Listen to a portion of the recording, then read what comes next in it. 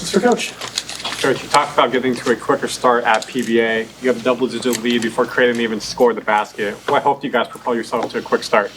I thought the preparation that we had all week really led to really the full game, the 40 minutes. We worked on our starts a lot over the week, and I thought that carried over. And, it wasn't only the first half start. We talked about the second half start. And we've done a solid job with the second half, with the exception of the New Mexico game, where they came out and, threw a haymaker at us, and we finally recovered in the last 10 minutes. But we talked how important it was to get off to good starts out of the gate the first 5 minutes of both halves. And it was 15-2 in the first half. It was 9-3 in the second half. And we pushed that lead up to 20 pretty quickly in the second half. And then we just kind of survived and hung on from there. So, that just shows you what happens when you can come out, get off to a good start. You build yourself a cushion as opposed to having to climb out of that hole, which is a dangerous game to play. It's going to be very important again tomorrow. I anticipate a crowd very similar to what we had against Creighton, which was a huge factor, I think, in our start and for the energy that was in that building. I really do think that helped us all the way along. 9-0, top 25 for the first time in a long time. Just beat your rival by 21. How has this group handled success? Yeah, they handled it well. And, listen, that stuff's all great. I'm not going to discount what our guys have done to this point, and it's well-deserved, I think, what we got. But at the end of the day, it really doesn't matter. And, right now we're 0-0 in the Big Ten, and that's what we're looking at as a team, and we get a great opportunity tomorrow to face a team that's absolutely rolling right now. You look at what they did, they had a 25-point lead in the first half against Northwestern, and then they followed that up with a blowout win against Marquette. So this team's playing really well. The thing I've been really impressed with this Wisconsin team is their pace. They're second in the Big Ten right now in pace, and their guards are as dynamic as any in the country, and they combine for 40 points with Boyd and with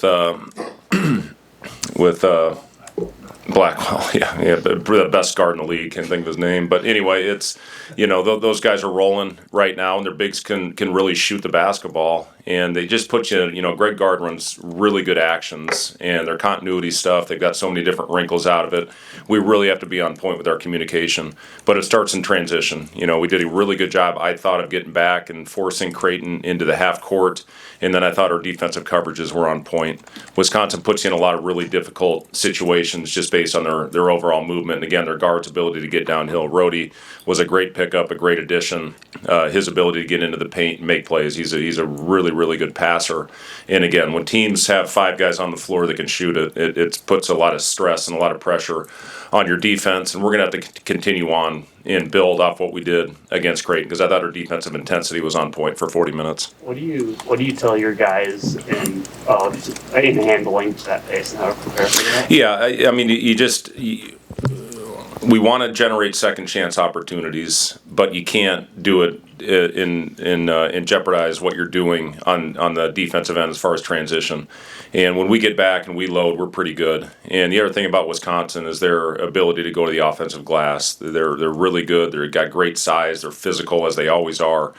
And we have to finish off possessions. So if we can cut off transition and finish off possessions as far as second chance points, we're going to have a chance. If we don't, Wisconsin can embarrass you and make it look really ugly. So, for us, it's a mindset. We got to get back. We got to load our defense, and then we got to have a very physical game as far as on the glass. What is the balance to strike between crashing the glass and getting back? Yeah. I mean, we've got our rules. We have what we call our crash zone, and then our corner guys that we sweep out of the corners and we go through the elbows. We don't want to take the wrong path. If you get on the wrong side of them, Blackwell and Boyd, their ability to get downhill and finish coast to coast, and I'd throw Rhodey in there as well, who's played a lot of point guard over the course of his career at St. Thomas and Virginia. So, it's a team that, again, with their ability to shoot it and the speed and the pace that they're playing with, they put a lot of stress on you. And if you give them transition baskets, it's not a good recipe for a win. We'll be defending the three-point line in this game. Yeah, it's going to be huge. They smoked us with the three-point line last year. They made 17 threes on us and got out to a 19-2 lead. And, we got back into it. I think it was 24-21, but we just could not shut them off from the outside. And that's what they do. They do a great job getting into the paint. They take unbelievably good care of the basketball. They don't turn it over. They don't give you free looks the other way. So we need to avoid taking the ball out of the net. We're not nearly as efficient as when we get the ball off the glass. As a coach, you're probably not thinking in this mindset, but how much cushion do you feel like you guys created about what you need to accomplish in the Big Ten season just with what you guys were able to do in non-conference? Well, I don't think we're looking at it that way, Justin. For us, we have to come out every game. I've talked about this. We did not do a good enough job on our home court last year in league. We actually won more road games a year ago than we did the previous year, but we didn't do a good enough job protecting home court. With the advantage that we have, with the energy that we have in our building, we should expect to win every time that we're on that floor. We got some really tough games this year against the top half of the Big Ten, starting with this game on tomorrow night.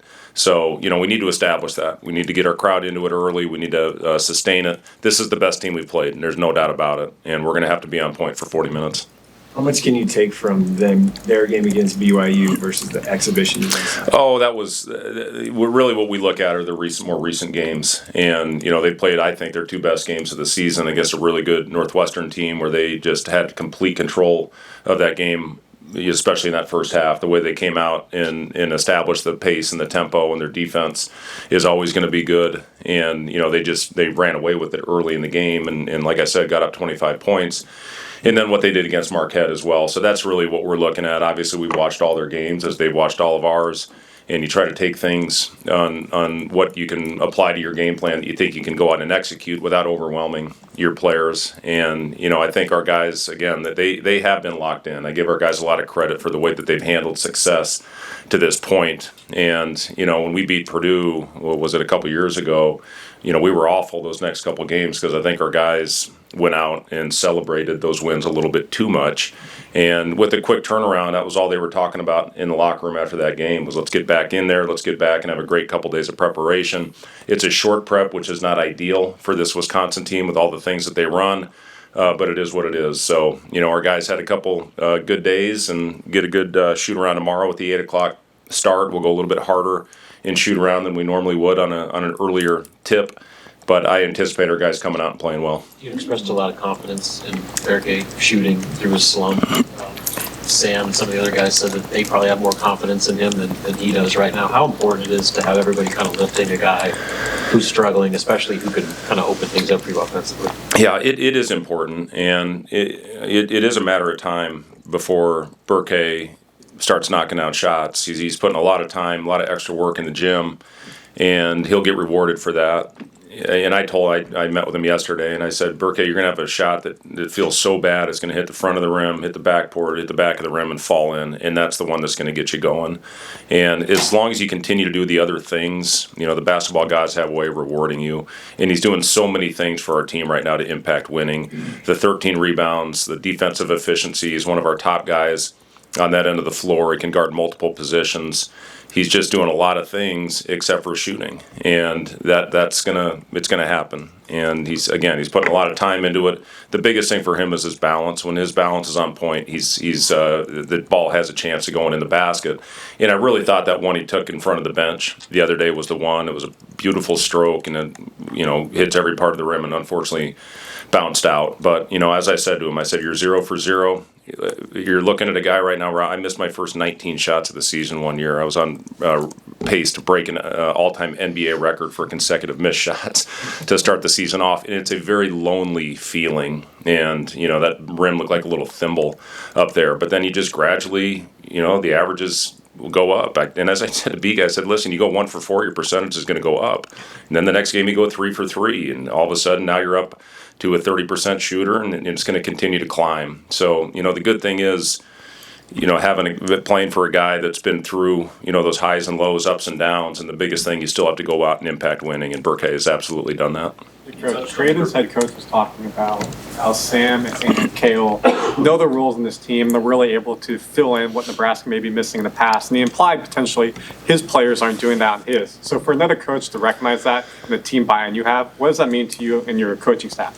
Yeah, I mean, it's such a luxury to have guys that star in their roles. And, you try to do the best job you can in explaining and what the role of the players are. And I think Sam and Kale are perfect examples of guys that have completely bought in to what their role is and what they're supposed to do on the court. They think they're a step ahead in the way that they think the game on the floor. And, I think you saw with Sam, when they were going under, his ability to knock down a couple shots, that's going to loosen things up for us when he makes those shots. And Cale, he's been as good as anybody as facilitating the offense. He had a very uncharacteristic, I thought, couple minutes in the second half, but then he finished the game for us, and I thought got back to who he is and played really well. But, Cale's been terrific, especially against drop defenses. He's really good at what we call the hostage dribble, getting a guy on his back and being able to make the floater. He had a really good take to the basket where he had a guy on his back and what we call a Gortat action where you pin in the big, where he was able to get in and make a layup there at the end of the game. So, those guys both know every spot in the floor, every position on the floor. And I know I've talked a lot about this, but I think Cale's going to be a good coach, and I'm trying to talk Sam out of being a coach. As you went back and looked at the Creighton film, just what really stood out about the defensive effort and what got them off the line? Just activity, Wilson. That's the thing that stood out to me is, I talked about this after the game. In the previous game against Upstate, we had one deflection in 10 minutes, and I thought we went out and had great activity with our hands. And when we do that, I can tell we're ready. And I saw that in the first possession all the way through. And we had a lot of possessions where we had Creighton within the final 7 seconds of the shot clock. Number one, you can tell that's our guys are getting back with urgency and forcing a really good, fast team into a half-court possession.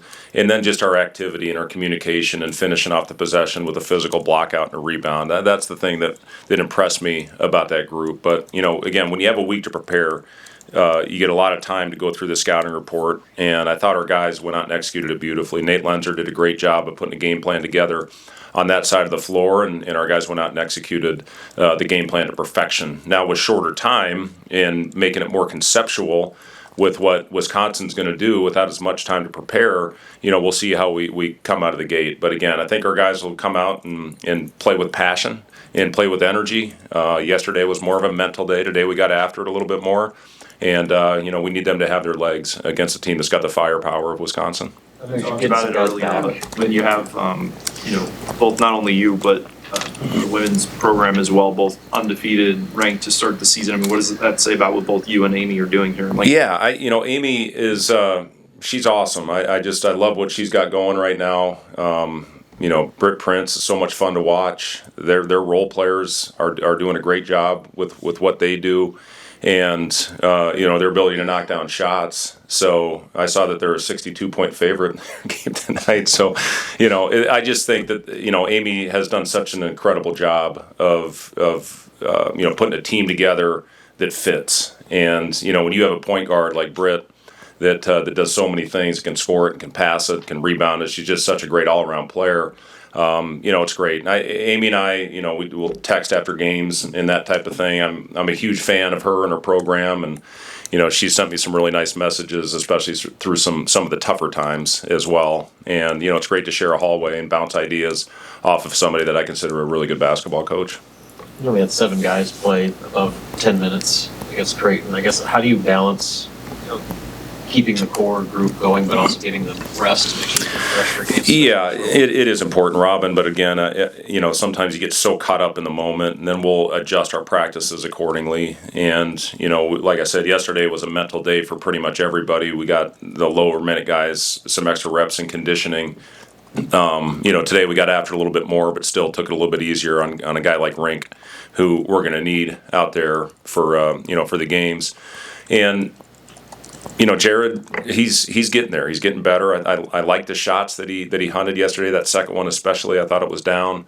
Kendall is performing well in practice, and he's going to get opportunities as we move along as well. And then Leo, it was good to have him back on the bench. We were going to be very careful and almost use him as emergency. It was good to get him in that last minute and a half, just to get back out on the floor. And then Oogie is coming along. He's doing some more lateral movement right now. The plan is to get him back on the floor in basketball workouts next Wednesday, and we'll see how the 3 days of prep go leading into the North Dakota game. So, we're getting close on some of our guys getting back and providing some very valuable depth, especially on the front line.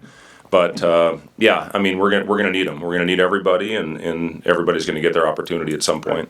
Fred, you downplayed the national ranking thing, but it's a big thing for some of the fans. Is there a message that you have for them and just being able to join you on this ride and being 9-0 right now? Yeah, it is, and I think that's what it is, Kevin. I think it is better. It's more important to the fans maybe than it is, to the coaches. I know the players, it means a lot to them as well because of all the hard work that they're putting into it. But it's great for the fans to be able to, see the hard work in the team, that they're doing such a great job of getting behind and supporting.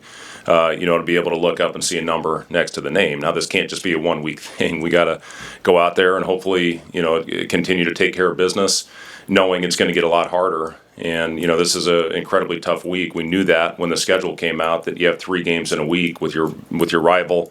And then with Wisconsin coming, we finally get a home game to start off. And, of course, they give us Wisconsin. And then we get to go on the road and play, a top 15 team in Illinois. So, it's a tough grind and start. Whatever happens, we're going to grow from it and get better from it. But, this is a big opportunity for us tomorrow night. Thank you, guys. Thanks.